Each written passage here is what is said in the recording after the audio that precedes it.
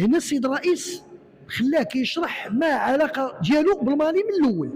عطى العلاقه الاولى انه على علاقه بين المالي وبين الناصري، عكس ما يقول الناصري كيقول لك انا ما عمر كانت عندي معاه العلاقه. ثم بيوي اللي كيقول في التصريح في الاول ديالو في المناقشه امام الهيئه انه المالي تلاقى معاه صدفه في السعيديه، شاف السياره فاره بغى يشريها من عنده، وبيوي تيقول لك رفض.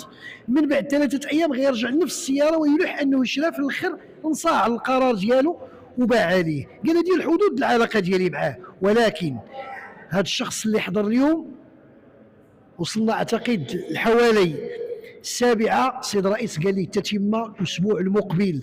يلا غادي يعاود لنا بانه العلاقه ديال هذا السيد اللي هو العلبه السوداء ديال المالي تعرف عليه وخدم معاه من 2013 حتى 2016. كيقول السيد الرئيس في 2019 17 ما عرفتش فين غبر شنو وقع، كيجي اتصال هاتفي وبالكاميرا. هذا المالي غادي يعيط لهذا السيد، غادي يعيط ليه بالكاميرا، غيقول لي انا راه في السجن ديال موريتانيا، واش ممكن تجي لعندي؟ يلا هذا السيد كيصرح امام الهيئه، او هذا الشاهد كيصرح، قال السيد الرئيس قال ليه وفرت واحد المبلغ تاع 2 مليون وانتقلت عنده لموريتانيا. يلا وصلنا لهذه النقطه.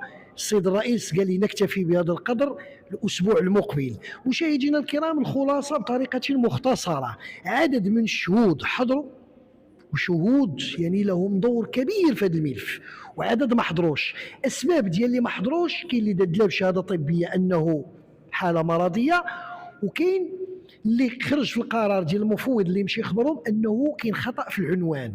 انطلاقا من لطيفه رأفت عندها خطا في العنوان ما حضرتش، انطلاقا من الطريقه ديال بيوي والام ديالها ومجموعه من الاشخاص اخرين.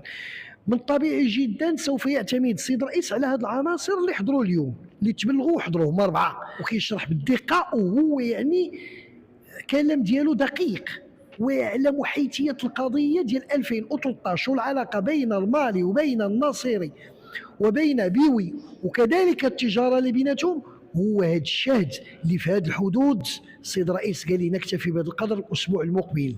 هذا الشهد شهد استثنائي، العلبه السوداء، يعلم جيدا ما هي العلاقه بين المالي وبين سعيد الناصري وبين بيوي، يكشف المستور. اعتقد بانه سعيد الناصري كان كيقول هذه الفيلا ما عمر كان فيها الماء والضوء، وكذلك 2017 ولا 2018 عاد هو جا ها كيفاش شراها.